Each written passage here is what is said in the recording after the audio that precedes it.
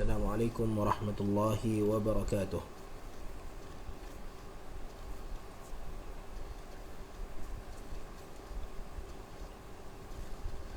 Alhamdulillah Rabbil Alamin. Wabihi nasta'in ala umuri dunia wad din.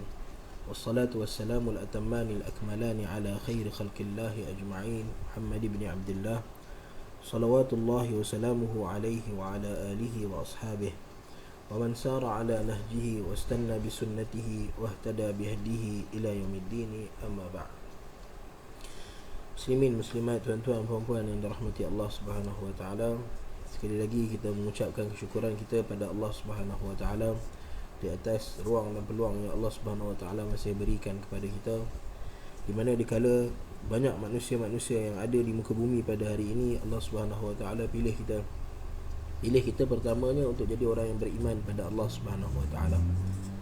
Keduanya, Allah Subhanahu wa taala di kalangan orang-orang yang beriman kepada Allah Subhanahu wa taala, berapa ramai manusia yang Allah Subhanahu wa taala pilih untuk Allah bukakan hati dia, Allah permudahkan perjalanan dia untuk dia duduk dalam majlis-majlis ilmu, di mana majlis-majlis yang mendekatkan diri kita kepada Allah Subhanahu wa taala, majlis-majlis yang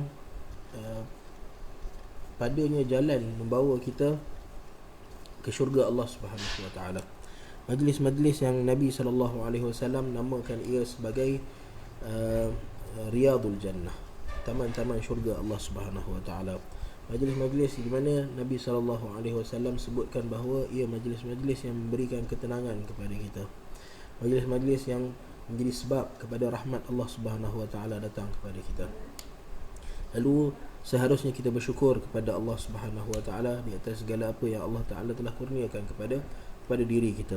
Walaupun ada masa-masanya kita lihat ada kekurangan pada diri kita, ada musibah yang Allah taala beri pada diri kita, tetapi secara umumnya Allah Subhanahu wa taala kurniakan nikmat yang begitu besar pada diri kita, maka selayaknya untuk kita bersyukur kepada Allah Subhanahu wa taala. Baik tuan-tuan, puan-puan, muslimin, muslimat yang dirahmati Allah Subhanahu wa taala, kita dah mulakan semalam dengan bacaan pada surah Ad-Duha. Kita dah baca surah Ad-Duha dan kita dah mulakan surah Ad-Duha dengan tadabbur pada beberapa ayat daripada surah Ad-Duha. Surah Ad-Duha, Allah Subhanahu wa taala datangkan surah Ad-Duha selepas kalau kita tengok kepada sababun nuzulnya, selepas Al-Quran terhenti turun kepada Nabi sallallahu alaihi wasallam, wahyu terhenti turun kepada Nabi sallallahu alaihi wasallam, di mana Nabi sallallahu alaihi wasallam, wahyu yang datang kepada Nabi sallallahu alaihi wasallam dalam dua keadaan. Sama ada wahyu yang straight datang daripada Jibril alaihi salam, Allah Subhanahu wa taala perintahkan Jibril untuk bawa turun ayat-ayat Al-Quran ataupun wahyu-wahyu lain kepada Nabi sallallahu alaihi wasallam. Dan yang keduanya adalah dengan melalui mimpi. Yang ni kita kena sebut, mimpi para anbiya adalah juz'un minan nubuwah. Mimpi para nabi dan para rasul adalah sebahagian daripada tanda kenabian mereka. Dia berbeza dengan mimpi-mimpi manusia lain. Mimpi-mimpi manusia lain dia tak ada nabi selepas Nabi sallallahu alaihi wasallam. Lalu mimpi yang hanya yang boleh menjadi sandaran kita adalah mimpi daripada Nabi sallallahu alaihi wasallam, seperti mana Aisyah radhiyallahu taala anha menceritakan dalam hadis kedua dalam Sahih Al-Bukhari. Maka awal ma budi'a bihi al-wahyu, Nabi sallallahu alaihi wasallam, permulaan dapat wahyu Nabi sallallahu alaihi wasallam adalah dengan mimpi. Kana yara mithla falaqis subhi. Kalau baca hadis yang panjang tu, maka Aisyah radhiyallahu taala anhu bagi tahu bahawa permulaan wahyu kepada Nabi sallallahu alaihi wasallam adalah dalam mimpi Nabi sallallahu alaihi wasallam. Beza dengan kita, di mana mimpi-mimpi kita kebanyakannya adalah gangguan syaitan ataupun benda-benda yang kita bawa datang daripada sebelum tidur. Kita duk fikir, otak kita tak habis berpusing, tak habis berfikir lagi, kita dah bawa dalam tidur, lalu datanglah benda tu dalam tidur kita. Lalu ada masa tiba-tiba dalam satu fatrah Nabi SAW terputus wahyu pada baginda, mimpi tak datang, Jibril AS pun tak datang kepada Nabi SAW. Lalu kita bayangkan keadaan kita seperti inilah. Kalau kita ni seorang manusia, yang mana manusia kita ni, setiap kali kita tidur, kita dapat mimpi-mimpi yang indah. Kita bangun pagi, perjalanan hidup kita mudah. Daripada pagi senang. Kita doa minta apa pada Allah Subhanahu Wa Taala, Allah Taala bagi pada kita. Pendek kata, semua perjalanan hidup kita ni perjalanan yang cantik dan indah. Tapi tiba-tiba satu masa semua berubah. Mimpi-mimpi yang setiap malam kita nak tidur, kita mimpi yang indah-indah, mimpi kita hilang. Kehidupan kita tiap-tiap hari, kita nak solat pun kekhusyukan hilang. Kita nak beribadah pada Allah Subhanahu Wa Taala pun ada banyak halangan-halangan dia. Kita nak buat baik pada orang pun Allah Taala hilangkan kemampuan kita untuk buat baik pada orang. Macam mana kehidupan kita selepas tu? Dalam keadaan kita sebelum tu, sebulan sebelum tu, semua benda kita dapat. Mimpi kita cantik, duduk kat rumah rehat pun dapat ketenangan, tidur pun dapat benda-benda yang indah datang dalam diri kita. Pagi kita pergi kerja ke, kita pergi jalan, kita nak makan, Allah Ta'ala mudahkan. Rezeki kita Allah Subhanahu Wa Ta'ala bawa datang. Tapi tiba-tiba semua tu hilang dalam sekelip mata. Macam mana perasaan kita? Kita sudah tentu kita sedih dan teramat sedih. Bayangkan keadaan Nabi SAW, di mana Nabi, Allah Subhanahu Wa Ta'ala perintahkan Nabi untuk berhadapan dengan kaum kafir Quraisy yang engkar kepada Nabi, dan engkar mereka kepada Nabi SAW bukan setakat tak nak terima dakwah Nabi SAW, tapi mereka tuduh Nabi dengan pelbagai tuduhan. Mereka berusaha untuk membuat segala macam keburukan kepada Nabi SAW. Mereka tuduh Nabi sebagai tukang sihir, mereka tuduh Nabi ni sebagai pembohong dan pendusta, sampai mereka tuduh Al-Quran yang dibawa oleh Nabi SAW adalah daripada karangan Nabi SAW sendiri. وَقَالَ الَّذِينَ كَفَرُوا إِنْ هَذَا إِلَّا إِفْكٌ افتراه وَأَعَانَهُ عَلَيْهِ قَوْمٌ آخَرُونَ. Mereka kata bahawa Al-Quran ini adalah ifk, satu pembohongan yang dibawa oleh Nabi SAW, dan yang telah membantu Nabi untuk bawa pembohongan ini adalah qaumun akharun, iaitu orang-orang daripada sebab mereka tahu bahawa Nabi SAW adalah peniaga yang pergi ke Syam untuk berniaga.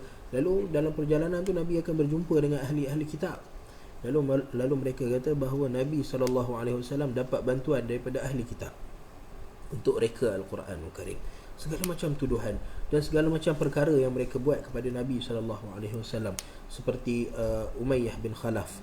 Umayyah bin Khalaf dia campak kepada kepala Nabi SAW salah jazur. Salah jazur ni, kalau kita tengok unta, kita kan tiap-tiap tahun kita buat binatang korban. So bila kita nak lapah lembu ke, ataupun kita nak lapah unta ke, kita akan elak daripada lapah perut dia. Sebab apa? Sebab kalau terlapah perut dia, kalau perut dia tu terburai isi dia, maka bau dia sangat busuk. Dan kita pun tak boleh nak tahan, nak bersihkan tu satu hal pula. Lalu Umayyah bin Khalaf, dia ambil salah jazur daripada unta punya isi perut tu, dicampak pada Nabi SAW. Lalu keadaan Nabi SAW berhadapan dengan orang-orang seperti ini, Nabi perlukan sokongan yang kuat. Lalu Allah Subhanahu Wa Taala sentiasa menyokong Nabi SAW dengan wahyu daripada Allah Subhanahu Wa Taala, sama ada melalui mimpi ataupun melalui Jibril alaihi salam. Lalu apabila terputusnya wahyu, maka dalam terputus wahyu ni ada beberapa pandangan para mufassir. Ada yang mengatakan bahawa terputus wahyu ni adalah selama 40 hari, ada yang kata selama sebulan, ada yang kata selama 6 bulan. Ibn Jarir At-Tabari rahimahullahu taala membawakan semua riwayat-riwayat ni. Maka ada sebahagian yang kata ia sampai 6 bulan terputus wahyu kepada Nabi SAW. Dan bayangkan keadaan Nabi yang terpaksa berhadapan dengan semua orang ni, dengan pertanyaan-pertanyaan manusia, dengan perangai-perangai manusia yang ingkar kepada yang mendustakan Nabi, yang berperang dengan Nabi SAW. Tiba-tiba wahyu terputus. Bayangkan keadaan Nabi SAW. Sampailah ada perempuan kata kepada Nabi SAW, "Wahai Muhammad, mana dia Jibril yang datang pada kamu? Sungguhnya kamu ni, Tuhan kamu dah tinggalkan kamu. Tuhan kamu dah murka kepada kamu, dah marah kepada kamu terhadap apa yang kamu buat." Lalu dalam riwayat katanya yang mengatakan perkataan itu adalah isteri kepada Abu Lahab, yang nama dia Ummu Jamil. Walau bagaimanapun kita tak tahu dia punya riwayat, cuma yang banyak masyhur di kalangan ahli tafsir, orang yang mengatakan bahawa Jibril telah tinggalkan Nabi SAW adalah Ummu Jamil, iaitu isteri kepada Abu Lahab. Lalu Allah Subhanahu Wa Taala nak bagi tahu kepada Nabi SAW bahawa Allah Subhanahu Wa Taala tak pernah tinggalkan Nabi. Nabi duduk dalam zaman yang kita panggil fatrah. Kalau kita tengok kat zaman manusia ni, dia ada satu zaman di mana tidak ada perkembangan ilmu, kita panggil zaman gelap. Lalu ada fatrah ni, fatrah zaman gelap pada Nabi SAW, di mana Nabi sampai tak boleh bangun. Ishtaka hatta lam yakum lailah aw lailatain. Nabi tak dapat bangun malam, satu hari, dua hari Nabi tak dapat bangun malam. Lalu kemudiannya Allah Subhanahu Wa Taala bagi tahu pada Nabi SAW, wahai Rasulullah, selepas Allah Taala tak pernah tinggalkan kamu. Selepas daripada zaman kegelapan kamu ni akan datang zaman ada cahaya. Sebab tu Allah Subhanahu Wa Taala mulakan dengan wadduha. Wahai Muhammad, tengoklah keadaan waktu duha, waktu matahari naik. Daripada malam yang gelap gelita, daripada malam yang penuh dengan ketakutan pada manusia, Allah Subhanahu Wa Taala keluarkan cahaya matahari. Begitulah keadaan kamu wahai Muhammad. Allah Subhanahu Wa Taala seolah-olah nak gambarkan bahawa ini keadaan Nabi SAW setelah fatrah terputusnya wahyu. Allah Subhanahu Wa Taala datangkan semula wahyu bagaikan cahaya yang keluar pada waktu duha.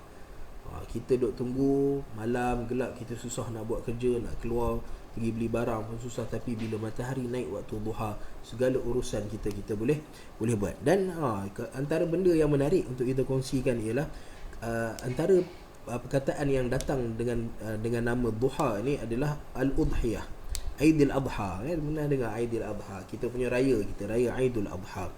Dan dinamakan dengan nama Aidul Adha kerana perbuatan berkorban tu, sembelih binatang tu, dilakukan selepas terbitnya matahari.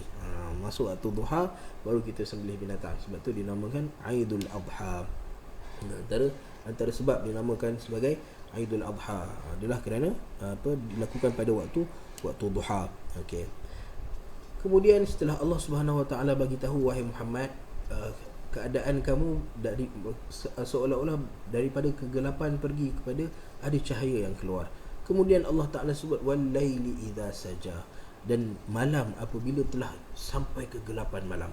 Kerana fitrah manusia ni, semula jadi manusia ni, bila datang malam, walaupun dia berusaha pada awal malam pukul 8, pukul 9, pukul 10 tu dia tak nak tidur, tapi sampai pukul 11, pukul 12 malam, pukul 1 dia akan rasa mengantuk dan dia akan nak tidur.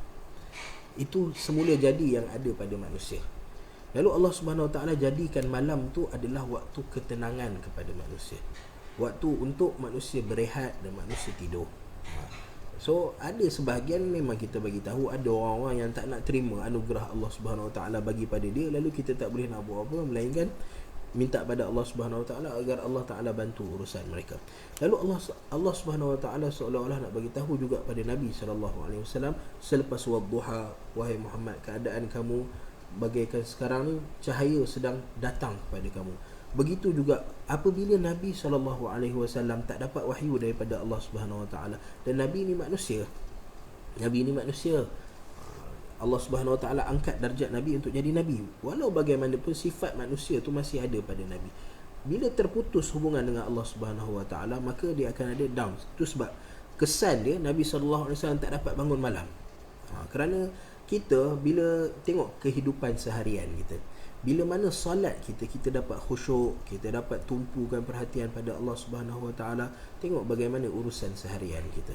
Bukankah urusan tu lebih baik kalau kita dapat bangun malam, qiyamul lail, dapat buat solat tu solat ni, dan kita dapat tumpukan sepenuh perhatian pada Allah Subhanahu Wa Taala? Bukankah urusan kehidupan kita baik? Tetapi bayangkan kalau kita punya solat tak terjaga, tak dapat nak khusyuk dalam solat kita tak jaga, maka bagaimana kehidupan seharian kita? Begitulah keadaannya. Allah Subhanahu Wa Taala sebut pada Nabi SAW, wal-laili idza saja. Wahai Muhammad, keadaan kamu bila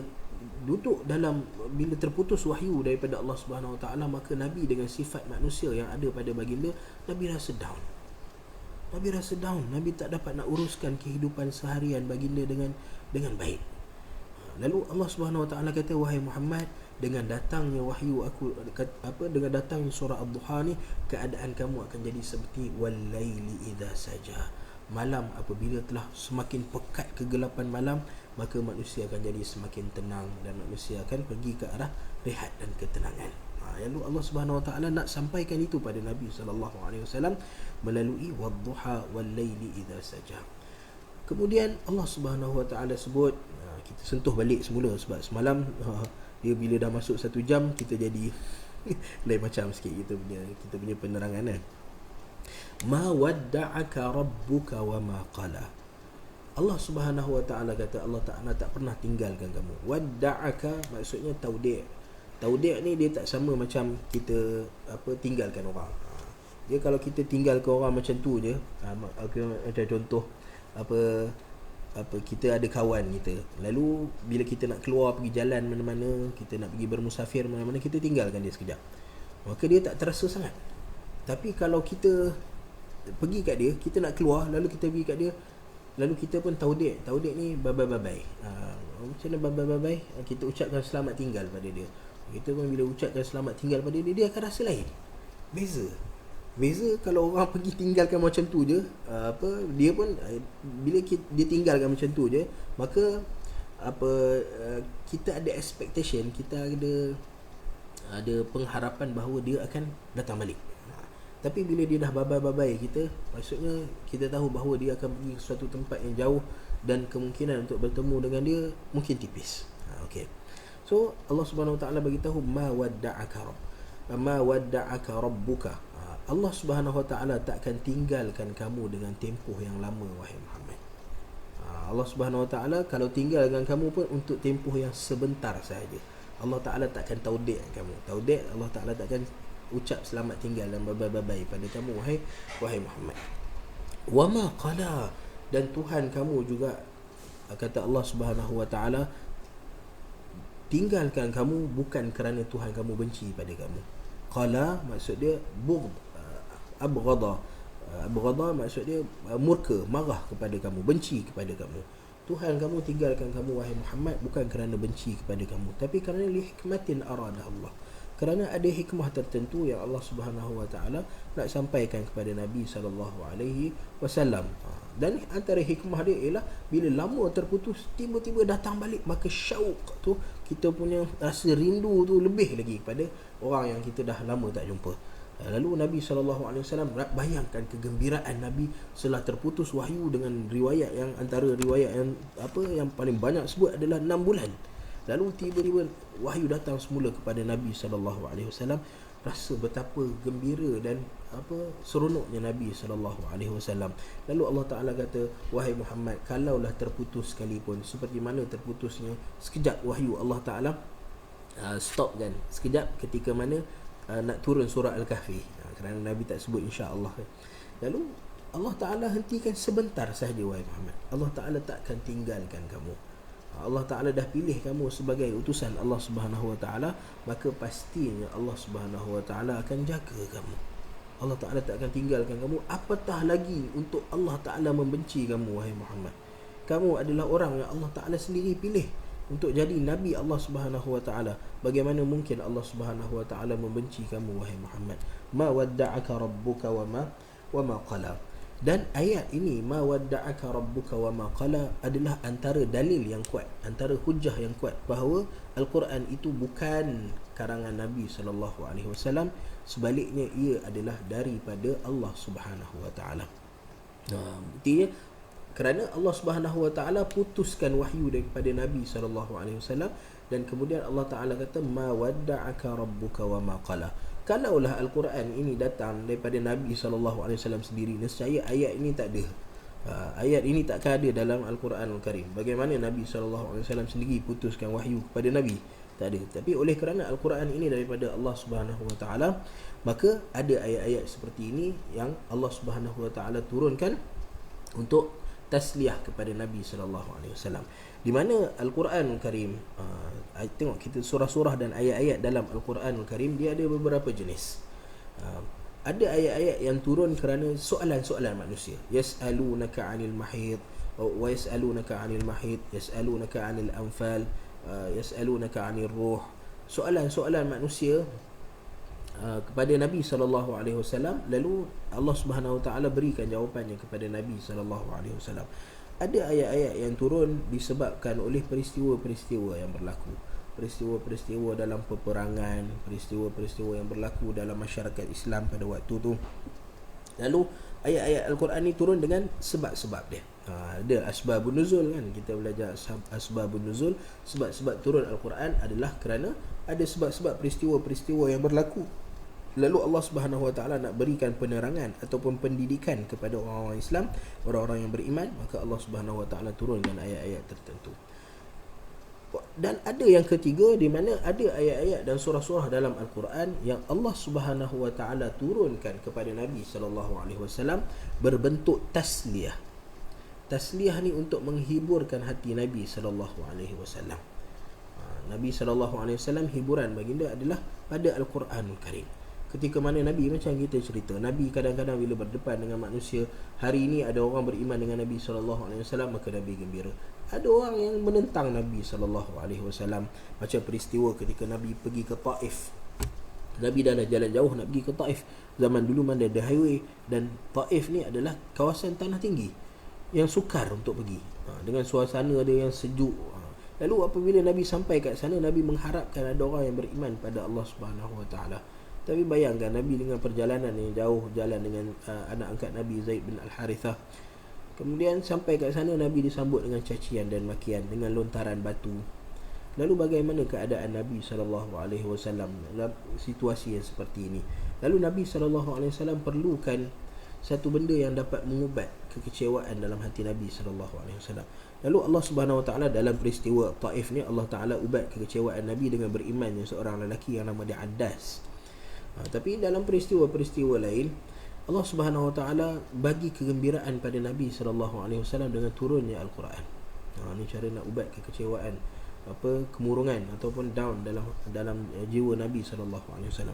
Dan begitulah kita yang sepatutnya. Bila kita rasa down setiap hari, kita datang pergi baca Al-Quran Karim. Masalah kita pada zaman ni ialah bila kita down, kita tak nak solat. Kita rasa kalau nak solat kita kena dalam keadaan sempurna. Lalu kita pun tak nak solat bila kita down. Bila kita down, kita tak nak baca Al-Quran. Sebab apa? Sebab kita rasa nak baca Al-Quran ni kena ada kita kena ready dan sempurna sifat baru boleh kita baca Al-Quran. Sedangkan kita lupa bahawa Nabi idza hazabahu amrun fazi'a ila salah. Nabi bila datang kerunsingan, Nabi akan pergi solat.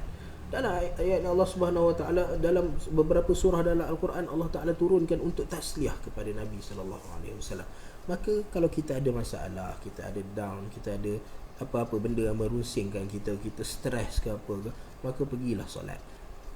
Pergi solat dan pergi baca Al-Quran Karim. Maka insya-Allah Allah Subhanahu Wa Taala akan bagi ubat kepada, penawar kepada kerunsingan yang ada dalam diri kita. Kemudian Allah Subhanahu Wa Taala kata, "Fasma wadda'aka rabbuka wa ma qala walal akhiratu khairul laka minal ula." Wahai Muhammad, tengok ayat ni Allah Subhanahu Wa Taala bawa datang, makna dia ialah akhirat itu lebih baik pada kamu daripada al-ula, daripada dunia ni. Makna lain yang kita boleh nampak daripada ayat ini ialah walal akhiratu, peristiwa yang terkemudian ini wahai Muhammad lebih baik daripada peristiwa yang berlaku sebelumnya. Maksudnya dalam peringkat kehidupan Nabi SAW ada peristiwa yang berlaku pada permulaan dakwah Nabi SAW, dan kemudian ada peristiwa yang berlaku seterusnya. Maksudnya duduk dekat Mekah adalah permulaan. Kemudian Allah Ta'ala fardukan hijrah kepada Nabi SAW. Hijrah adalah perintah Allah Ta'ala kepada Nabi SAW. Lalu hijrah tu Allah adalah peristiwa yang terkemudian daripada duduk dekat Mekah. Lalu Allah Subhanahu Wa Taala nak bagi tahu walal akhiratu khairul laka minal ula. Peristiwa yang kemudian terjadi wahai Muhammad, ia lebih baik daripada peristiwa yang sebelum-sebelum tu. Maka Allah Subhanahu Wa Taala nak bagi tahu juga kepada kita umat Nabi sallallahu alaihi wasallam bahawa setiap peristiwa yang berlaku pada kita, walaupun kita nampak pada zahirnya kita ni makin macam Allah Subhanahu Wa Taala sebutkan, wa man nu'ammirhu nunakkishu fil khalq. Lagi mana Allah Subhanahu Wa Taala tambah umur kita, maka lagilah Allah Taala bagi kekurangan pada fizikal kita. Lalu kita pun rasa bila fizikal kita makin kurang, badan kita makin lemah, dah tak sekuat masa kita muda dulu. Alhamdulillah semua masih muda lagi lah. Bila kita rasa kekurangan dari segi fizikal kita, lalu kita pun kata, oh ini keadaan kita makin teruk, makin teruk, makin teruk. Tapi dari satu segi, dari satu sisi, kalau kita tengok, bila mana kita makin lemah, kita makin kurang bertenaga, maka kita makin rasa diri kita makin hampir pada Allah Subhanahu Wa Taala. Rasa diri kita makin hampir pada kematian. Lalu pada waktu tu, itu hikmah yang Allah Subhanahu Wa Taala nak bagi tahu. Yang Allah Taala nak kita tanam dalam setiap diri kita bahawa mesti ada rasa husnuzan pada Allah Taala. Allah Taala dah sebut walal akhiratu khairul laka minal ula. Benda yang berlaku seterusnya pada diri kamu adalah lebih baik daripada benda yang sebelumnya. Maka kita kena letak keyakinan pada Allah Subhanahu Wa Taala, walaupun pada zahirnya benda tu kita nampak macam satu kekurangan, satu benda yang tak elok pada diri kita, tapi sentiasa tanamkan bahawa setiap perkara yang berlaku dalam fasa-fasa kehidupan kita adalah benda yang lebih baik dan lebih baik kepada kita. Satu perkara lagi, walal akhiratu khairul laka minal ula. Allah Subhanahu Wa Taala bila sebutkan bahawa akhirat itu adalah lebih baik daripada permulaan, penghujung itu lebih baik daripada permulaan. Allah Subhanahu Wa Taala nak bagi tahu kepada kita juga bahawa al-ibrah bil khawatim. Kesimpulan hidup kita adalah pada penghujung kehidupan kita nanti. Ada penghujung kehidupan kita, kita tengok keadaan diri kita. Orang yang sepanjang hidup dia buat benda-benda yang dosa dan maksiat pada Allah Subhanahu Wa Taala, kita jangan putus asa pada mereka.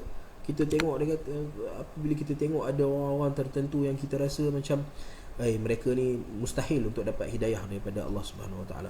Tapi Allah Subhanahu Wa Taala bila datangkan ayat walal akhiratu khairul laka minal ula, Allah Taala seolah-olah nak bagi tahu pada kita kesimpulan hidup kamu adalah pada penghujung kehidupan. Mungkin kamu nampak dia teruk sekarang ni, tapi tak mustahil Allah Subhanahu Wa Taala bagi hidayah pada dia pada penghujung hayat dia, lalu dia terus jadi orang yang beriman pada Allah Subhanahu Wa Taala. Seperti mana hadis yang datang dalam hadis 40, hadis Abdullah bin Mas'ud. Wa inna fawalladhi la ilaha ghairu. Hadis dia, Nabi sallallahu alaihi wasallam sebut, seorang daripada kamu akan ya'malu bi'amali ahli an-nar hatta la yakunu bainahu wa bainaha illa dhira'un fayasbiqu alaihi al-kitab fayamalu bi'amali ahli jannah fayadkhulaha. Ada di kalangan manusia ni yang kata Nabi SAW sepanjang hidup dia ya'malu bi'amali ahli an-nar. Orang tengok dia beramal, perbuatan dia semua perbuatan ahli neraka. Tapi kemudiannya fayasbiqu alaihi al-kitab fayamalu bi'amali ahli jannah fayadkhulaha. Dan kemudiannya pada penghujung hayat dia, Allah Subhanahu Wa Taala takdirkan bahawa dia ni beramal dengan amalan ahli syurga, lalu dia dapat syurga Allah Subhanahu Wa Taala. Begitu juga yang sebaliknya, ada orang yang terlalu yakin bila dia sepanjang hayat dia solat, dia puasa, dia zakat, lalu dia kagum dengan amalan dia sendiri, lalu dia terlupa bahawa al-ibrah bil khawatim. Kesimpulan hidup kita adalah pada penghujung hayat dia. Wa inna ahadakum la ya'malu bi'amali ahli jannah hatta ma yakunu bainahu wa bainaha illa dhira'. Ada di kalangan kamu pula, kata Nabi SAW, ya'malu bi'amali ahli jannah, beramal dengan amalan ahli syurga, sampaikan orang tengok dia laisa bainahu wa bainal jannah illa dhira'. Kata Nabi SAW, sampaikan dia dengan syurga Allah Subhanahu Wa Taala bagaikan hanya sejengkal je nak masuk syurga Allah Taala. Tapi Nabi SAW bagi tahu hati-hati, fayasbiqu alaihi alkitab, takut Allah Subhanahu Wa Taala takdirkan satu benda yang lain, fayamalu bi'amali ahli an-nar fayadkhulaha, sampai takut dia buat amalan-amalan ahli neraka pada penghujung hayat dia, lalu masuklah dia dalam neraka Allah Subhanahu Wa Taala. Lalu ayat ni walal akhiratu khairul laka minal ula adalah ayat yang seimbang. Orang yang banyak buat dosa pada Allah Subhanahu Wa Taala, jangan bimbang, selagi mana Allah Taala bagi usia pada kamu, gunakan untuk ketaatan. Innal hasanat yudhibnas sayyiat. Kamu tengok kehidupan kamu penuh dengan sayyiat, pada penghujung hayat kamu, walaupun kita jangan berputus asa, walaupun kita dah hidup 40 tahun, kata Allah Subhanahu Wa Taala, kita pun rasa macam umur kita ni tak panjang dah. 40 tahun tinggal 50 tahun, 60 tahun, mungkin 20 tahun lagi. Tapi kita tengok sepanjang daripada kita baligh sampai kita berusia 40 tahun, penuh dengan perkara-perkara yang tidak taat pada Allah Subhanahu Wa Taala. Tapi jangan bimbang, innal hasanat, buat hasanat. Sebab penghujung hidup kita lah yang menentukan kesimpulan hidup kita. Lalu jangan berputus asa dengan Allah Subhanahu Wa Taala, dan jangan terlalu bangga dengan apa yang kita buat, dengan amalan-amalan yang kita buat. Kita rajin qiyamul lail ke apa, kerana kita takut pada penghujung hayat kita Allah Subhanahu Wa Taala boleh inna qalbal abdi baina usbu'ain min asabi'ir rahman. Allah Subhanahu Wa Taala kata hati manusia ni berada di dalam jari Allah Subhanahu Wa Taala, yuqallibuhu kaifa yasha. Allah boleh ubah bila-bila masa Allah Subhanahu Wa Taala nak. Lalu kita minta pada Allah Subhanahu Wa Taala, Allah jadikan penghujung kehidupan kita adalah penghujung yang baik. Walal akhiratu khairul laka minal ula wala sawfa yu'tika rabbuka fatarda. Lalu Allah Subhanahu Wa Taala bagi satu jaminan pada orang-orang yang sentiasa memikirkan kehidupan akhirat dia, pada orang-orang yang sentiasa husnuzan pada Allah Subhanahu Wa Taala, pada orang-orang yang beriman dan yakin kepada Allah Subhanahu Wa Taala. Allah Taala bagi satu jaminan yang Allah Taala bagi kepada Nabi sallallahu alaihi wasallam, wala sawfa yu'tika, Allah Subhanahu Wa Taala akan bagi kepada kamu wahai Muhammad, fatarda. Dan Allah Subhanahu Wa Taala, macam kita sebut semalam, bahawa Allah Subhanahu Wa Taala sembunyikan apa yang Allah Subhanahu Wa Taala nak bagi pada kamu wahai Muhammad. Kerana Allah Ta'ala bila sembunyikan sesuatu, maka benda yang Allah Ta'ala sembunyikan itu adalah benda yang azim, benda yang besar. Seperti mana Allah Subhanahu Wa Taala sembunyikan malam Lailatul Qadar. Tak ada orang boleh bagi kepastian bila malam Lailatul Qadar itu berlaku. Seperti mana Allah Ta'ala sembunyikan hafizu ala salawati was salatil wusta, as-salatul wusta, bila berlakunya salatul wusta. Ismullahil a'zam alladhi idza du'iya bihi ajab, kata Nabi SAW. Allah Ta'ala sembunyikan nama Allah Subhanahu Wa Taala yang paling agung, yang mana Nabi SAW kata idza du'iya bihi ajab. Siapa yang berdoa dengan nama Allah Ta'ala yang agung, maka Allah Subhanahu Wa Taala akan perkenankan doa dia.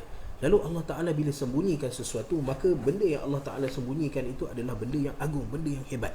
Lalu bila Allah Ta'ala wala sawfa yu'tika, Allah Ta'ala akan bagi kepada kamu wahai Muhammad, maka dan Allah Ta'ala sembunyikan benda apa yang Allah Ta'ala nak bagi pada kamu, bermakna benda itu adalah benda yang agung dan benda yang hebat yang Allah Ta'ala nak bagikan. Walau bagaimanapun ada sebahagian riwayat-riwayat daripada di kalangan mufassirin yang menceritakan apa yang Allah Subhanahu Wa Taala nak bagi kepada Nabi SAW. Maka riwayat ni kita boleh baca banyak dalam Ibnu Jarir At-Tabari, contohnya dalam tafsir At-Tabari, dalam tafsir Ad-Durrul Manthur As-Suyuti.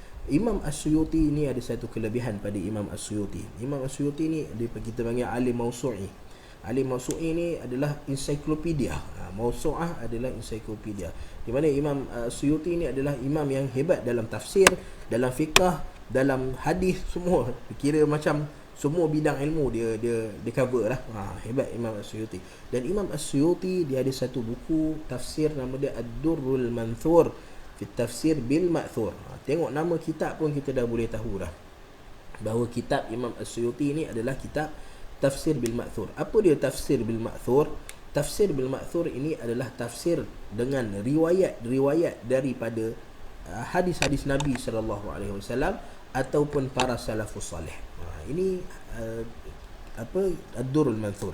So Ad-Durrul Manthur ini adalah satu-satunya kitab yang mana kitab ini hanya tafsirkan ayat dengan riwayat semata-mata.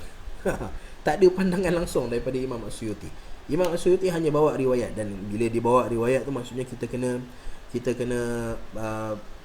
tangkih lah, kita kena sucikan riwayat tu. Ada riwayat boleh terima, ada riwayat tak boleh terima. Tapi Imam As-Suyuti dalam kitab dia Ad-Durrul Manthur, satu-satunya kitab tafsir yang mana bawa datang hadis, bawa datang tafsir Al-Quran dengan riwayat semata-mata. Ada pun banyak lagi kitab-kitab yang tafsir bil Ma'thur, tafsir dengan riwayat-riwayat, seperti kitab Ibnu Jarir At-Tabari, Ibnu Abi Hatim, bahkan imam-imam yang terdahulu. Kebanyakan mereka ni kitab-kitab mereka adalah kitab-kitab tafsir dengan riwayat. Walau bagaimanapun kitab-kitab ni tak bercampur dengan pandangan-pandangan. Ada pandangan-pandangan yang boleh diterima dan ada pandangan-pandangan yang tak boleh diterima. Macam pandangan Ibnu Jarir At-Tabari contohnya. Ibnu Jarir At-Tabari, hatta Ibnu Atiyah, Al-Qadi Ibnu Atiyah, Abu Muhammad Ibnu Atiyah, dia ada Al-Muharrarul Wajiz. Dia ada kitab tafsir juga, Al-Muharrarul Wajiz. Dalam kitab tafsir At-Tabari ada walaupun Ibnu Jarir dia bawa pada setiap ayat tu dia bawa riwayat-riwayat dia, tapi ada tempat-tempat yang Ibnu Jarir bagi pandangan dia sendiri. Lalu ada pandangan-pandangan Ibnu Jarir ni yang boleh, yang kebanyakannya kita terima. Ada pandangan-pandangan yang kita tak terima. Okey, contoh antara benda yang Ibnu Atiyah Al-Muharrarul Wajiz, dia ada satu kitab. Dia dalam Muharrarul Wajiz tu sendiri, dia ada tempat-tempat yang dia istidrak, dia tegur Ibnu Jarir At-Tabari, walaupun jarak masa mereka ni jauh dekat 100 tahun, tapi teguran daripada Ibnu Atiyah. Ibnu Atiyah bagi teguran kepada Ibnu Jarir At-Tabari dalam kitab dia, dalam kitab tafsir dia, di mana ada pandangan-pandangan dia yang agak jauh daripada apa yang dikehendaki oleh Al-Quran. Contohnya Allah Subhanahu Wa Taala bila sebut wallati takhafuna nushuzahunna fa'idhuhunna wahjuruhunna fil madaji'. Wahjuruhunna fil madaji'. Maka Ibnu Jarir At-Tabari pada ayat ni, Ibnu Jarir bila menerangkan makna al-hajru. Apa dia al-hajru? Maka Ibnu Jarir bawa satu syair daripada orang Arab kata bahawa al-hajru itu ar-rabtu, ikat.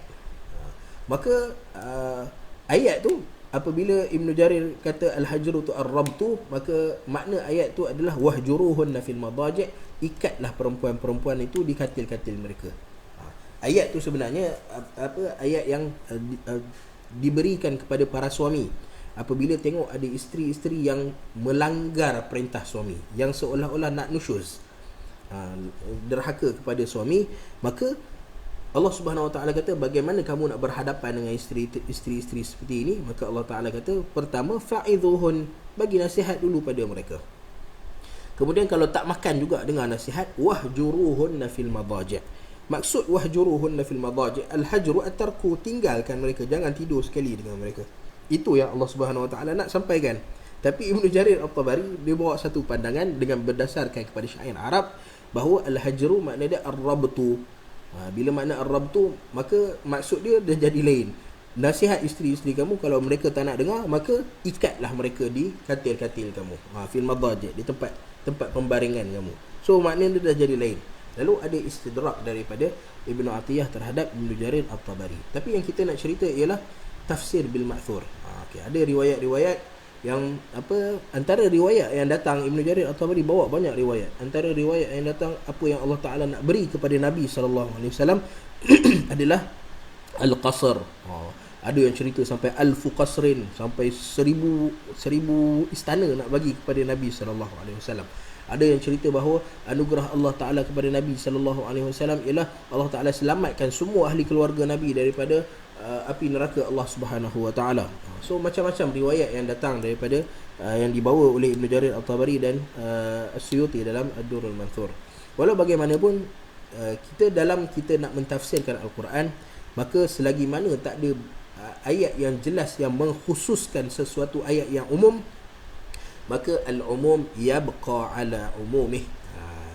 Semua yang umum tu kita kekalkan dalam umum dia. Lalu Allah Subhanahu Wa Taala tak bagi khusus apa yang Allah Taala nak bagi pada Nabi sallallahu alaihi wasallam, maka kita pun tak khususkan ayat tersebut. Maka kita kata Allah Taala akan berikan semua apa yang Nabi sallallahu alaihi wasallam minta dan apa yang Nabi tak minta. Kerana Allah Subhanahu Wa Taala bila balas, Allah Ta'ala tak balas dengan satu pahala dengan satu satu. Allah Ta'ala kata, man ja'a bil hasanati falahu asyru amthaliha. Siapa yang bawa satu kebaikan, Allah Ta'ala akan balas dengan 10 kebaikan. Ini cara Allah Subhanahu Wa Ta'ala untuk balas pada manusia. Lalu Allah Ta'ala kata, walal akhirat wala sawfa yu'tika rabbuka fatarda. Allah Subhanahu Wa Ta'ala akan bagi kepada semua orang-orang yang ada sifat tadi, husnuzon dengan Allah Subhanahu Wa Taala, beriman dengan Allah Subhanahu Wa Taala, maka Allah Taala akan bagi pada mereka. Allah Taala tuju ayat ni kepada Nabi, tapi pada masa yang sama untuk kita orang-orang yang beriman pada Allah Subhanahu Wa Taala, Allah Taala nak bagi tahu pada kita, Allah Taala akan bagi pada kamu. Dekat dunia ni Allah Taala akan bagi pada kita. Kamu beriman husnuzon dengan Allah Taala, maka Allah Taala akan bagi. Tapi permasalahan dia akan jadi persoalan pada kita. Kita dah beriman pada Allah Subhanahu Wa Taala, kita dah husnuzan dengan Allah Subhanahu Wa Taala, tapi ada keadaan kita tengok orang Islam ni teruk kena dera. Orang Islam ni seolah-olah macam tak ada nilai pada pandangan manusia, sedangkan kita ni manusia yang beriman pada Allah Subhanahu Wa Taala. Lalu kita kata Allah Taala akan bagi. Allah Ta'ala akan bagi. Allah Ta'ala bagi kepada Nabi SAW kerana Nabi adalah Nabi pilihan Allah Subhanahu Wa Ta'ala. Ada pun pada kita manusia, maka bila nak Allah Ta'ala bagi pada kita, maka kita kena cari sebab yang membolehkan Allah Subhanahu Wa Ta'ala bagi pada kita. Allah Ta'ala kata, ala inna nasrallahi qarib. Allah Ta'ala kata pertolongan Allah Ta'ala tu dekat. Allah Ta'ala, nikmat Allah Subhanahu Wa Ta'ala sentiasa ada pada kamu. Wa in ta'uddu ni'matallahi la tuhsuha. Kamu nak kira nikmat Allah Subhanahu Wa Ta'ala banyak pada kamu. Tapi macam mana benda tu nak sampai pada kita? Kita kena cari sebab. Kita nak jadi pandai, kita kena belajar. Kita nak jadi kaya, kita kena usaha untuk jadi kaya. Kita tak boleh goyang kaki dekat rumah, lepas tu kita kata, kenapa Tuhan aku, kenapa Allah Subhanahu Wa Ta'ala tak bagi aku ilmu? Macam mana Allah nak bagi ilmu? Kamu goyang kaki, tak lalu jalan yang sepatutnya. Macam mana Allah Ta'ala nak bagi kekayaan pada kamu? Kamu duduk malas kat rumah goyang kaki. Macam mana nak? Sebab tak ada, Allah Subhanahu Wa Ta'ala tak bagi. Tapi bila kita jumpa sebab dia, Allah Ta'ala kata, wala sawfa yu'tika rabbuka fatarda. Allah Ta'ala akan bagi dekat dunia, dan saufa, bila Allah Ta'ala datang wala saufa, maksudnya pada hari akhirat nanti Allah Ta'ala akan bagi pada kamu, wahai Muhammad, fatarda. Semua benda yang kamu nak, fatarda.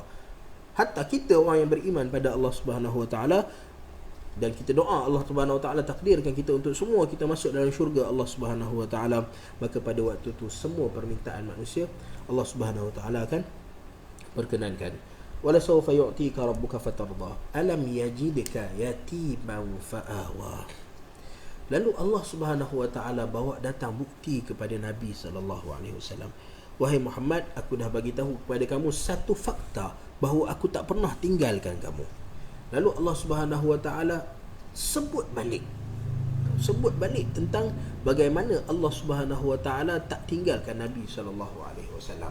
Allah Subhanahu Wa Ta'ala, sifat Allah Ta'ala adalah Al-Mannan, yang memberi anugerah, yang boleh sebut tentang anugerah Allah Ta'ala. Lalu sifat ini hanya boleh pada Allah Subhanahu Wa Ta'ala.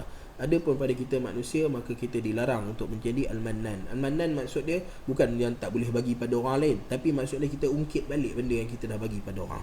Kita buat kebaikan pada orang, lalu bila kita nampak satu masa tu kita perlukan bantuan dia ke, ataupun kita nampak dia situasi yang memerlukan kita untuk sebut tentang benda yang kita dah bantu dia, lalu kita pun ungkit balik. So perbuatan mengungkit ni adalah antara perbuatan yang dilarang. Bila kita dah buat, kita dah ikhlas untuk bantu seseorang tu, maka kita biarkan sahaja. Semua Allah Subhanahu Wa Ta'ala akan kira dalam hasanat kita. Adapun Allah Subhanahu Wa Ta'ala, maka Allah Subhanahu Wa Ta'ala sifat dia Al-Mannan. Lalu Allah Subhanahu Wa Ta'ala nak tunjuk pada Nabi SAW bahawa, wahai Muhammad, aku tak pernah tinggalkan kamu. Lalu Allah Ta'ala kata, alam yajidka, bukankah kamu Allah Ta'ala telah menemui kamu yatiman fa'awa, dalam keadaan kamu yatim. Wahai Muhammad, dalam keadaan kamu yatim, dalam keadaan kamu serba memerlukan. Orang anak yatim ni adalah orang yang memerlukan. Dia yatim ni adalah gelaran kepada orang-orang yang kehilangan bapa. Sebab bapa ni kalau kita tengok secara zahirnya, mereka lah yang bagi nafkah pada kita, bagi duit belanja kita, yang sediakan rumah pada kita, yang sediakan kenderaan pada ahli keluarga dia. Maka nampak jasa bapa dia. Lalu bila bapa ni tak ada, maka hilanglah tempat bergantung tu, seolah-olah hilang. Lalu Allah Subhanahu Wa Ta'ala bagi tahu, wahai Muhammad, bukankah kamu yatim? Bapa kamu tak sempat tengok bila kamu lahir. Kemudian ibu kamu meninggal dunia, wahai Muhammad, ketika mana kamu masih kecil. Tapi tengok kemudiannya, walaupun kamu tak ada ibu, tak ada bapa, tapi Allah Subhanahu Wa Ta'ala buka hati datuk kamu untuk jaga kamu. Dan bila datuk kamu meninggal dunia, Allah Subhanahu Wa Ta'ala gerakkan hati untuk Abu Talib jaga kamu. Walaupun anak Abu Talib tu ramai, tapi Abu Talib tetap ambil kamu untuk jaga dia. Allah Subhanahu Wa Ta'ala bukakan pintu.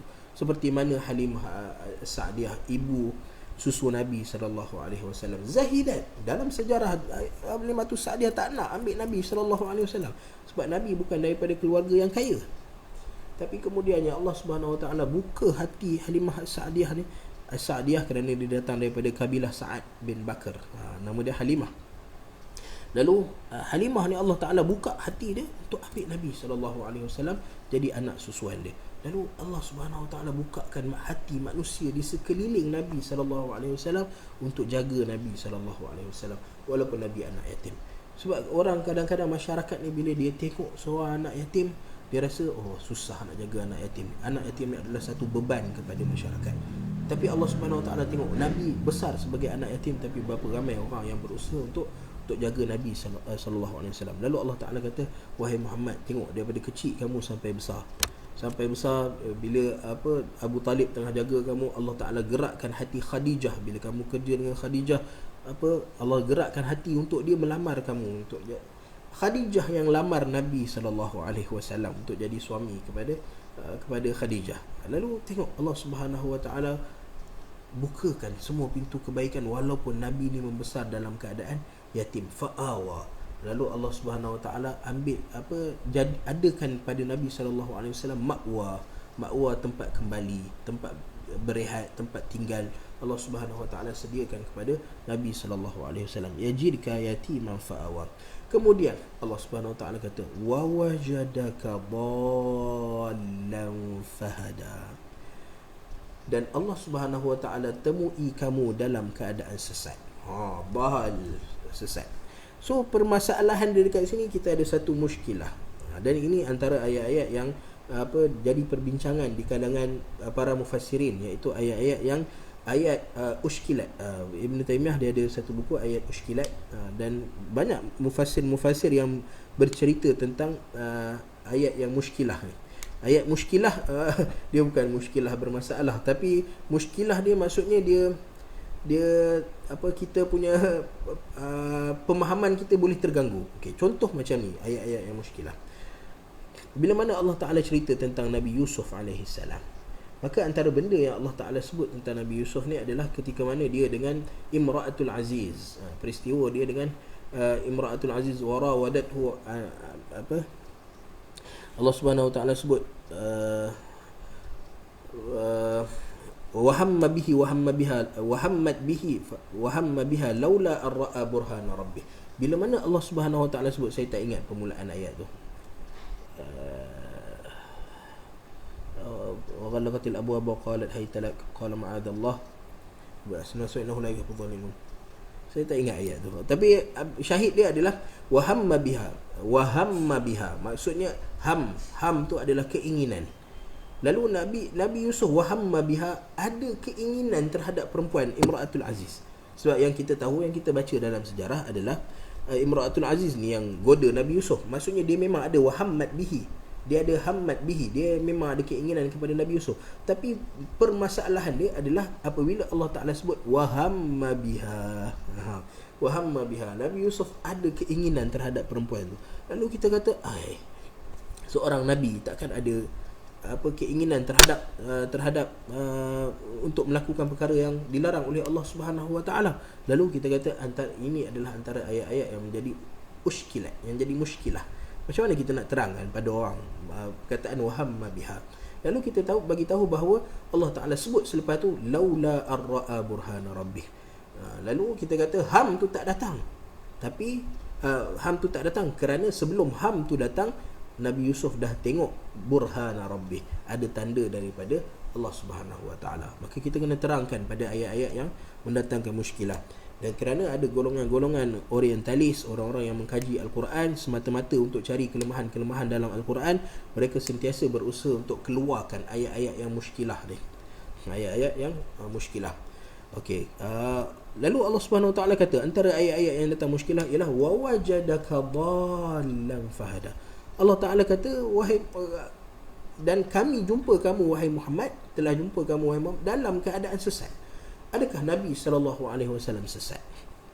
Sebab ada sebahagian mufassir bila dia tafsir ayat ni, maka dia kata bahawa Nabi SAW ikut ajaran kaum dia selama 40 tahun. Maksudnya Nabi SAW ni sembah berhala. Tapi kita tak pernah dengar bahawa Nabi SAW sembah berhala. Lalu apa maksud Allah Subhanahu Wa Taala kata dhallan fahada? Okay, bila mana Allah Subhanahu Wa Taala tak turunkan wahyu kepada Nabi SAW, Nabi belum jadi Nabi lagi. Walaupun bagaimanapun kita dengar ada riwayat-riwayat yang cerita bahawa ketika Nabi SAW tengah letak labinah, tengah bina binaan, lalu terdedah aurat Nabi SAW, lalu Allah Subhanahu Wa Taala tutupkan aurat Nabi SAW, lalu macam-macam cerita yang mengatakan bahawa Allah Ta'ala pelihara Nabi SAW daripada melakukan perkara-perkara yang dilarang oleh Allah Ta'ala, terutamanya penyembahan berhala dan benda yang famous pada kalangan orang Arab jahiliah pada waktu tu, iaitu minum arak. Arak dan berjudi, semua ni tak ada pada Nabi SAW.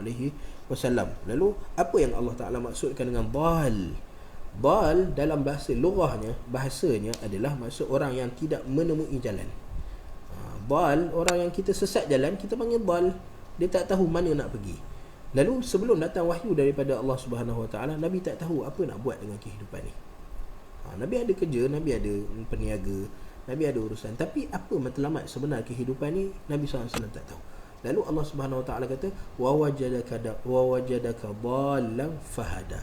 Lalu Allah Ta'ala bagi wahyu kepada Nabi SAW untuk bagi tahu bukan hanya pada Nabi SAW, tapi pada seluruh manusia tujuan kehidupan mereka di dunia. Wa wajadaka dhallan fahada. Dan Allah Ta'ala kata, wahai Muhammad, tengok macam mana kehidupan kamu sebelum kamu jadi Nabi dan selepas kamu jadi Nabi. Tengok beza kehidupan kamu. Kamu ada matlamat dan tujuan selepas kamu jadi Nabi. Wa wajadaka ailan fa'adna. Lalu kemudiannya Allah Subhanahu Wa Taala kata, wahai Muhammad, kamu dulunya daripada keluarga yang miskin. Macam kita sebut tadi, Halimah As-Sa'diyah, ibu susu Nabi SAW pun tak nak ambil Nabi kerana Nabi daripada keluarga yang miskin. Walaupun dari segi hierarki masyarakat dia, dari segi kasta dia, kabilah Nabi antara kabilah yang terkehadapan. Kabilah Banu Abdul Muttalib adalah kabilah yang terkehadapan. Banu Hashim, kabilah yang terkehadapan. Tetapi tak semua orang dalam kabilah tu kaya. Antara yang tak kaya adalah keluarga Nabi SAW. Ibu baginda Aminah dan ahli keluarga Nabi SAW bukan daripada keluarga yang kaya. Lalu Allah Ta'ala kata, wa wajadaka ailan fa'aghna. Bukankah Allah Ta'ala temui kamu dalam keadaan miskin, tak berharta wahai Muhammad, dan kemudian Allah Ta'ala bagi kamu harta dengan cara macam mana? Allah Subhanahu Wa Taala bagi harta dalam bentuk yang fizikal. Harta yang fizikal bila Nabi SAW kahwin dengan seorang perempuan yang kaya, Khadijah, pemilik harta. Dan Nabi SAW antara orang pertama yang beriman dengan Nabi SAW adalah Abu Bakar As-Siddiq. Antara orang yang kaya juga dekat Makkah Al-Mukarramah. Lalu Allah Subhanahu Wa Taala kata, daripada kamu tak ada harta, tak ada apa, Allah Ta'ala jadikan kamu kaya wahai Muhammad. Ini bukankah ini satu peliharaan Allah Subhanahu Wa Taala, penjagaan daripada Allah Subhanahu Wa Taala kepada kamu wahai Muhammad. Lalu kalau terputusnya wahyu pada kamu wahai Muhammad, janganlah fikir bahawa Allah Ta'ala akan tinggalkan kamu. Sebab kalau daripada dulu, kalau Allah Ta'ala nak tinggalkan kamu, Allah Ta'ala dah tinggalkan lama dah. Tapi tengok Allah Ta'ala jaga kamu daripada kecil. Kamu yatim, Allah Ta'ala bagi tempat tinggal sampai kamu dapat besar. Kamu dal, kamu tak jumpa jalan hidup, Allah Ta'ala bagi wahyu pada kamu. Bukan hanya tunjuk jalan. Macam kita ni, Allah Ta'ala bagi hidayah pada kita untuk faham akidah salaf contohnya, untuk kita tahu matlamat kehidupan kita, untuk kita buat amal ibadah mengikut cara petunjuk Nabi SAW. Kita dapat hidayah. Tapi Allah Ta'ala bagi lebih pada Nabi. Allah Ta'ala bagi wahyu terus pada Nabi SAW. Kemudian wa wajadaka ailan fa'aghna. Dan Allah Subhanahu Wa Taala sebut kamu daripada orang yang tak berharta, tak ada apa-apa, Allah Ta'ala jadikan kamu seorang yang kaya. Fa'ammal yatim, maka kerana itu Allah Subhanahu Wa Taala di samping sebut tentang nikmat Allah Ta'ala kepada Nabi SAW, Allah Subhanahu Wa Taala juga ini cara pendidikan Al-Quran. Lepas Allah Ta'ala sebut nikmat yang Allah Ta'ala bagi pada kita, Allah Ta'ala nak nikmat itu tersebar pada masyarakat yang lain. Allah dah jaga kamu wahai Muhammad, maka tanggungjawab kamu sekarang ni kena bantu masyarakat di sekeliling kamu. Maka Allah Ta'ala sebut tentang beberapa golongan yang kamu kena fokus, bagi fokus yang lebih pada mereka. Apa dia? Fa'ammal yatima fala taqhar. Dulu kamu dah rasa macam mana kehidupannya sebagai seorang anak yatim. Lalu apabila kamu jumpa dengan orang-orang yatim, sebab masyarakat ni bila dia pandang pada anak yatim, dia pandang anak yatim ni sebab dia tak ada bapa. Orang yang ada bapa, kita nak kacau dia susah. Sebab kalau kita kacau dia, lagi bapa dia datang, kita pun bertumbuk dengan bapa dia. So payah nak kacau dengan anak yatim ni. Lalu kita akan anggap yatim ni macam orang yang kasta dia bawah sikit daripada rakyat biasa. Kita bukan pandang rendah pada dia sebab ada anak yatim yang kaya. Ada anak yatim yang dia sendiri boleh uruskan diri dia. Tetapi kita rasa bila kita nak buat salah pada dia, kita nak zalim dia, kita nak apa, kita tak risau. Sebab apa? Tak ada orang nak bela dia. Dia nak bela dia sendiri, dia pun seorang kecil, tak boleh nak buat apa. Biasa yatim ni anak-anak yang kecil lah, dah besar dah besar, biasa dia dah boleh uruskan diri dia sendiri. Tapi anak yatim ni bila dia kecil, kita rasa kalau nak bully dia ke, nak zalim dia ke tak ada masalah. Sebab tak ada orang yang nak menghalang kita. Lalu Allah Subhanahu Wa Taala sebut fa ammal yatim. Orang yang pertama sekali kamu kena jaga wahai Muhammad adalah yatim, anak yatim. Sebab apa? Kamu dulu adalah seorang yatim, lalu kamu tahu keadaan dia. Lalu bila kamu jumpa dengan anak yatim, maka Allah Ta'ala kata fala taqhar. Fala taqhar. Al-qahru maksud dia adalah penindasan. Jangan tindas anak yatim ni. Jangan tunjukkan kamu hebat berbanding dengan anak yatim. Qahar, benda al-qahar ni dia boleh jadi dalam bentuk yang sama ada kita melakukan kezaliman pada dia, memang terang-terang kita pukul dia, kita buat apa pada dia, ataupun dia boleh jadi dalam bentuk yang lembut, di mana contoh bila anak yatim ni seorang yang miskin, seorang yang berharta, lalu Allah Ta'ala bagi kita jaga harta anak yatim, kita pun guna sikit daripada harta dia, dalam keadaan kita tahu bahawa itu harta anak yatim. Lalu itu adalah bentuk qahar, sebab kita berkuasa. Qahar ni adalah daripada orang yang ada kuasa, lalu dia tindas orang yang tak ada kuasa bawah dia. Lalu anak yatim ni dia tak ada siapa yang nak mempertahankan diri dia. Kita yang sepatutnya mempertahankan diri dia, tapi kita gunakan kelebihan yang kekuasaan yang kita ada tu untuk kita tindas dia, untuk kita zalim diri dia. Lalu Allah Subhanahu Wa Taala kata fa ammal yatima fala taqhar. Dan kebanyakan perkara-perkara yang kita nak buat dengan anak yatim ni Allah Ta'ala sebut. Tengok ketika mana permulaan surah An-Nisa, Allah Subhanahu Wa Ta'ala sebut tentang perkahwinan, mathna wa thulatha wa ruba'an. Tapi Allah Ta'ala sebut tu pada perempuan-perempuan yatim. Kenapa Allah Ta'ala fokus pada anak yatim? Bukankah kahwin 2, 3 dengan 4 tu boleh pada semua perempuan? Tapi kenapa Allah Ta'ala fokus pada anak yatimnya? Ini kerana bila kita nak kahwin dengan anak yatim, kita rasa senang kahwin dengan anak yatim ni. Tak payah fikir pasal mahar banyak ke sikit ke, dia bukan boleh lawan pun. Kalau kita nak bagi sikit dengan perempuan yang ada mak bapak dia, payah sikit kan nak berurusan kan, nak deal, nak mahar 10,000 ke, mas kahwin 10,000 ke 5,000 ke, nak deal dengan bapak dia susah. Lalu kita pun kata okey, kita kahwin dengan anak yatim lah, supaya senang. Bila kahwin dengan anak yatim ni tak payah susah-susah nak deal berapa banyak harta yang berapa banyak mas kahwin kita nak bayar. Lalu Allah Ta'ala ingatkan kita, kenapa Allah Ta'ala fokus pada anak yatim? Sebab kita suka untuk zalim pada anak-anak yatim ni. Kita rasa anak yatim ni senang untuk ditindas. Lalu Allah Ta'ala kata, ini antara perempuan yang kalau kamu nak jaga anak yatim ni, nak kahwin 2, 3, 4, kahwin dengan anak yatim, tapi hati-hati. Jangan sampai kamu zalim mereka ni. Fa'ammal yatima fala taqhar wa ammas sa'ila fala tanhar. Ini dua keadaan di mana Nabi SAW pernah melalui dia. Yatim, Nabi pernah jadi anak yatim, dan Nabi pernah as-sa'il. Nabi pernah bukan meminta-minta, tapi orang-orang yang memerlukan, yang berhajat. As-sa'il adalah orang-orang yang berhajat. Dia bila dalam keadaan kesempitan, lalu dia memerlukan bantuan, lalu dia akan tadah tangan untuk meminta pada orang. Lalu Allah Ta'ala kata mereka ini as-sa'il. Dan sa'il ni adalah orang-orang yang biasanya orang meminta ni kerana berhajat. Walaupun kita sebahagian daripada kita tahu ada sedikit ke, tapi kita ambil hukum secara general. Orang yang meminta ni biasanya dia dah tak ada pilihan lain lah selain daripada terpaksa meminta daripada orang lain. Lalu Allah Ta'ala kata wa ammas sa'ila fala tanhar. Jangan kamu tinggikan suara pada mereka, jangan kamu jerit pada mereka, jangan kamu cakap benda-benda yang tak elok pada mereka. Wa ammas sa'ila fala tanhar. Dan bercakap pada mereka dengan perkataan yang tak elok, dengan perkataan yang kasar, dia boleh jadi dalam dua. Sebab tu Allah Ta'ala sebut bila bercerita tentang percakapan kita pada orang, Allah Ta'ala kata wailul likulli humazatil lumazah. Allah Ta'ala kata celakalah kepada likulli humazatil lumazah. Apa dia hamz? Hamz ni adalah benda yang keluar daripada mulut kita, getaran. Suara kita adalah hamz.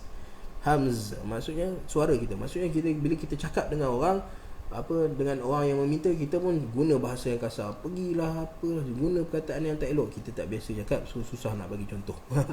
Okey, tapi kita boleh nampak cerita TV3 tiap-tiap hari, dekat RTM pun ada keluar contoh-contoh macam mana orang-orang yang rasa diri dia lebih baik daripada orang yang meminta.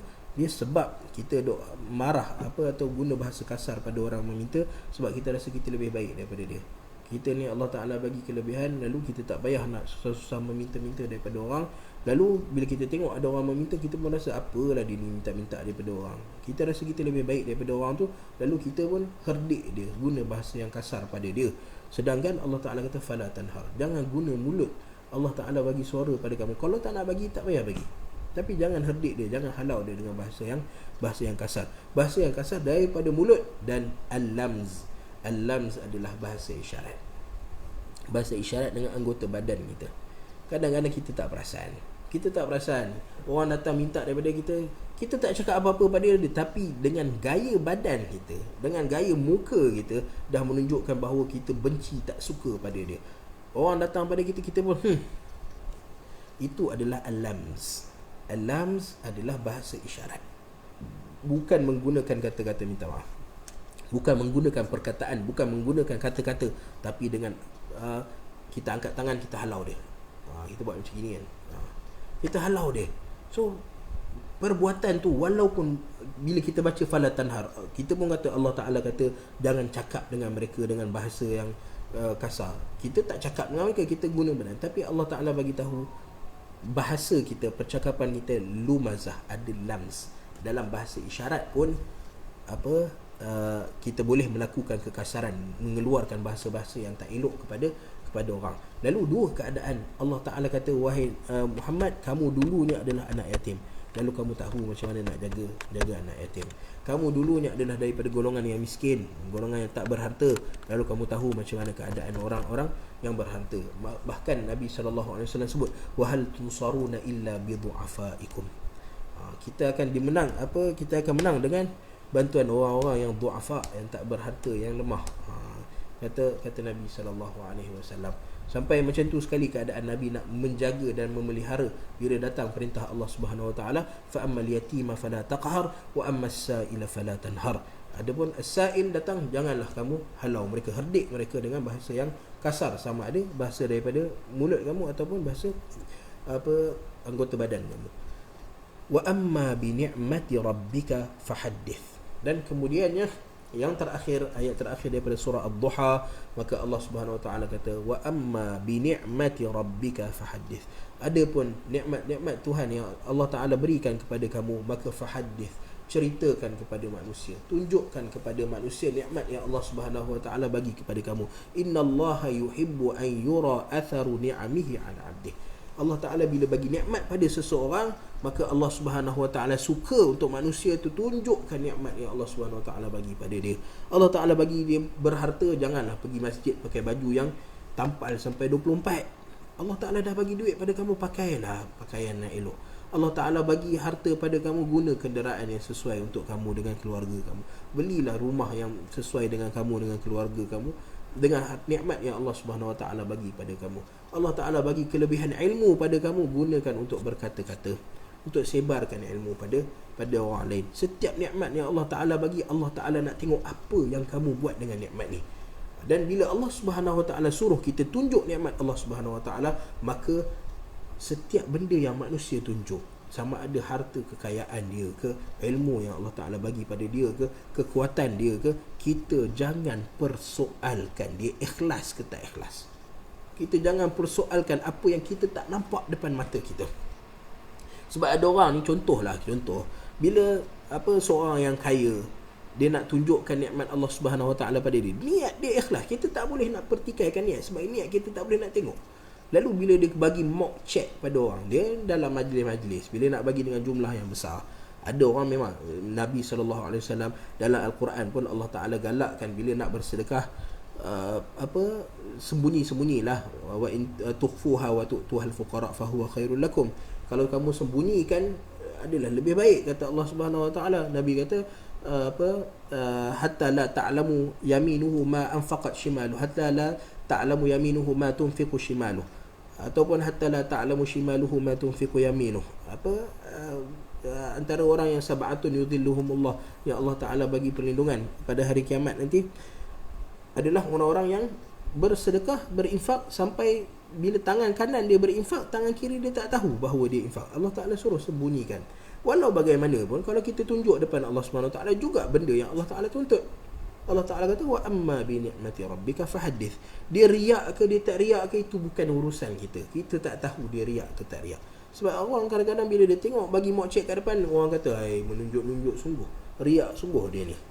Lalu Allah Ta'ala kata kita yang nampak keadaan macam tu, kita kata orang yang bersedekah depan orang ramai ni adalah jenis yang menunjuk-nunjuk, yang riak. Tapi Allah Ta'ala sebut dalam Al-Quran, in tubdus sadaqati fa ni'mahi. Apa makna dia? In tubdus sadaqat, sekiranya kamu memperlihatkan sedekah kamu. Minum tak? Sekiranya kamu memperlihatkan sedekah kamu. Maksudnya kita nak bersedekah lalu kita memperlihatkannya kepada orang lain, Allah Ta'ala kata fa ni'mahi, ia adalah antara benda yang baik yang kamu buat. Ni'mah, apa ni'mah maksud dia? Antara benda yang sangat baik yang kamu buat. Kita pun tertanya-tanya, bukankah tunjuk pada orang tu benda yang tak elok? Tapi Allah Ta'ala kata nak ajar pada kita bahawa jangan hukum benda batin dengan benda yang zahir. Kita hanya hukum dengan benda yang zahir. Dia infakkan harta dia, kita kata dia infakkan harta dia. Dia ikhlas ke tak ikhlas, itu urusan dia dengan Allah Subhanahu Wa Taala. Lalu Allah Ta'ala tak nak. Lalu Allah Ta'ala kata wa amma bi ni'mati rabbika fahaddith. Kamu ada nikmat Tuhan, Allah Ta'ala bagi suara yang sedap, ajar pada orang cara nak mengaji, ataupun jadi imam, tarik orang untuk datang ke masjid, ke rumah Allah Subhanahu Wa Taala. Gunakan kelebihan yang Allah Subhanahu Wa Taala bagi pada kamu. Dan bila kamu tengok ada orang yang ada kelebihan, orang ada harta, maka jangan ittiham hati dia, jangan tuduh hati dia macam-macam, tak ikhlas lah, riak ke. Orang solat sebelah kita, kita tengok dia solat badan dia gerak-gerak semua, lepas habis solat bagi salam, Assalamualaikum warahmatullahi wabarakatuh. Kamu solat tak ikhlas, kita mana tahu dia ikhlas ke tak ikhlas? Entah dia buat macam tu kerana sakit, dia ada sakit kulit ke, dia tak tahan sejuk ke, dia ada alasan-alasan dia sendiri. Lalu apa yang bersangkut paut dengan hati, semuanya dengan Allah Subhanahu Wa Taala. Adapun kita buat perkara-perkara yang zahir dan kita nilai orang dengan benda-benda yang zahir, dan Allah Subhanahu Wa Taala minta kita wa amma bi ni'mati rabbika fahaddith. Setiap nikmat yang Tuhan kamu beri kepada kamu, maka ceritakanlah nikmat tu pada orang. Kamu dapat isteri yang salihah, ceritakan pada orang. Kamu dapat rumah yang baik, ceritakan pada orang. Kamu dapat ilmu, cerita pada orang. Dapat harta, cerita pada orang. Kerana dengan cerita benda tu, Allah Subhanahu Wa Taala yuhibbu, kita mengharapkan agar Allah Subhanahu Wa Taala datangkan mahabbah daripada kita, kasih sayang daripada kita. Sebab kasih sayang ni, kasih sayang Allah Subhanahu Wa Taala adalah antara asbab di mana Allah Subhanahu Wa Taala angkat darjat kita dekat dunia, dan angkat darjat kita dekat akhirat. Sebab kadang-kadang bila kita fikir, contohlah macam keadaan kita sekarang, kita dalam musibah, kita dalam ujian di mana ada virus-virus yang berlaku ni, situasi sekarang lah. Lalu kita duk fikir macam mana cara kita nak mengatasi perkara-perkara ni. Lalu kita pun berusaha, memang kita ambil ikhtiar duduk kat rumah, kita ambil ikhtiar pergi berubat kalau sakit. Tapi pada masa yang sama, kita jangan lupa untuk berusaha untuk dapatkan mahabbatullah. Cari kasih sayang Allah Subhanahu Wa Taala dengan memperbanyakkan ibadah kita, dengan ajak orang kepada kebaikan, halang orang daripada buat maksiat, banyakkan baca Al-Quran, berzikir, banyakkan berdoa pada Allah Subhanahu Wa Taala. Buat perkara-perkara yang mendatangkan mahabbah Allah Subhanahu Wa Taala kepada kita. Lalu kita tepuk dada kita, tanya iman kita. Allah Subhanahu Wa Taala berikan nikmat yang begitu banyak pada kita. Allah Subhanahu Wa Taala bila kita nak